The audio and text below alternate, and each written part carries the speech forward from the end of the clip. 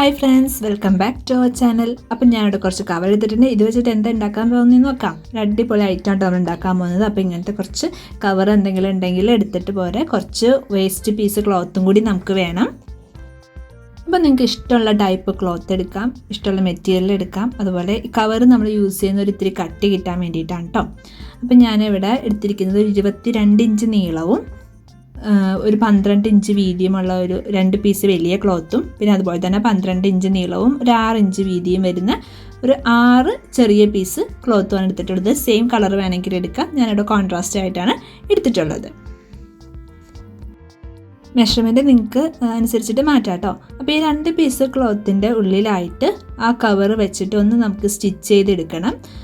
ആ കവർ ആണ് നടുക്ക് വരേണ്ടത്. അപ്പോൾ ക്ലോത്തിൻ്റെ ചീത്തവശത്തായിട്ടാണ് കവർ വെച്ചെടുക്കുന്നത്. നല്ല വശം രണ്ടും പുറത്തോട്ടാണ് നമുക്ക് ഇരിക്കേണ്ടത്. ആ കവർ വെച്ചിട്ട് ആദ്യം ഒന്ന് 4 സൈഡും ഒന്ന് സ്റ്റിച്ച് ചെയ്ത് കൊടുക്കണം.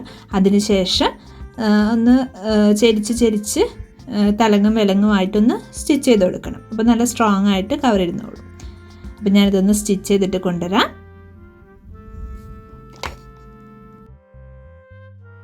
അപ്പം ഞാനതൊന്ന് സ്റ്റിച്ച് ചെയ്തെടുത്തിട്ടുണ്ട്. ഇനി നമുക്ക് ആ ചെറിയ പീസുകളും കൂടി ഇതേപോലെ തന്നെ ഒന്ന് സ്റ്റിച്ച് ചെയ്തെടുക്കാം. അപ്പോൾ 3 പീസാണ് നമുക്ക് വേണ്ടത്.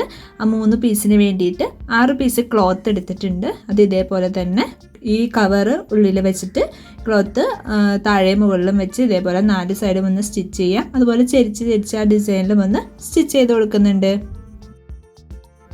അപ്പോൾ ഇതെല്ലാം സ്റ്റിച്ച് ചെയ്തെടുത്തിട്ടുണ്ട് കേട്ടോ. പിന്നെ ഈ ചെറിയ പീസസിൻ്റെ മുകൾ ഭാഗവും താഴ്ഭാഗവും ഒന്ന് നീറ്റായിട്ട് അകമശത്തോട്ട് മടക്കി വെച്ചൊന്ന് സ്റ്റിച്ച് ചെയ്തെടുക്കണം. എന്നിട്ട് ഇതെല്ലാം ഈ വലിയ ക്ലോത്തിൽ ഒന്ന് അറ്റാച്ച് ചെയ്തിട്ട് താഴ്ഭാഗം ഒന്ന് സ്റ്റിച്ച് ചെയ്തെടുക്കണം. അതുപോലെ 4 സൈഡും ഒന്ന് സ്റ്റിച്ച് ചെയ്തെടുക്കണം. അതിലൊന്ന് ഫിക്സ് ചെയ്ത് കൊടുക്കാൻ വേണ്ടിയിട്ട്. അപ്പോൾ അത് ഒന്ന് സ്റ്റിച്ച് ചെയ്തെടുത്തിട്ടുണ്ട്. മുകൾ ഭാഗം സ്റ്റിച്ച് ചെയ്യരുത്, താഴ്ഭാഗം മാത്രം സ്റ്റിച്ച് ചെയ്യാവുള്ളൂ. അപ്പോൾ ഇതുപോലെ ഇടയ്ക്കൊന്ന് സ്റ്റിച്ച് ചെയ്തിട്ട് ഒരു പോക്കറ്റ് പോലെ ആക്കിയിട്ടുണ്ട്. അപ്പോൾ ഒരെണ്ണത്തിൽ ഒന്ന് പോക്കറ്റ് ആക്കിയിട്ടില്ല, ഒരെണ്ണത്തിൽ നടുക്ക് കൂടെ സ്റ്റിച്ച് ചെയ്ത് ഒരെണ്ണം ഒരു 3 പോർഷൻ ആക്കിയിട്ട് ഡിവൈഡ് ചെയ്ത് നമുക്കത് ഇഷ്ടമുള്ള വലിപ്പത്തിലും നീളത്തിലും ചെയ്തെടുക്കാം കേട്ടോ. അപ്പോൾ ഇതേപോലെ ഒന്ന് സ്റ്റിച്ച് ചെയ്തെടുത്തിട്ടുണ്ട്. ഇപ്പോൾ നിങ്ങൾക്കൊരു ഐഡിയ കിട്ടിയിട്ടുണ്ടാവും എന്താണെന്നുള്ളത്. അറിയാവുന്നവരൊന്ന് കമൻറ്റ് ചെയ്യേ. പിന്നെ ഇതുപോലെ നീളത്തിൽ കുറച്ച് സ്ട്രിപ്പ് എടുത്തിട്ട് 4 വശം ഒന്ന് നീറ്റായിട്ടൊന്ന് കവർ ചെയ്ത് കൊടുക്കുന്നുണ്ട്. പിന്നെ ഒരു ചെറിയ പീസ് ഒരു വള്ളി പോലെയും നമ്മൾ ആക്കിയെടുക്കുന്നുണ്ട് മുകൾ ഭാഗത്ത് വെക്കാനായിട്ട്. ഇതിപ്പോൾ ഒരു അടിപൊളി ഹാങ്ങിങ് നമുക്ക് കിട്ടിയിട്ടുണ്ട്. നമുക്ക് കുഞ്ഞു സാധനങ്ങളൊക്കെ സ്റ്റോർ ചെയ്യാൻ പറ്റിയ ഒരു അടിപൊളി സംഭവമാണ്.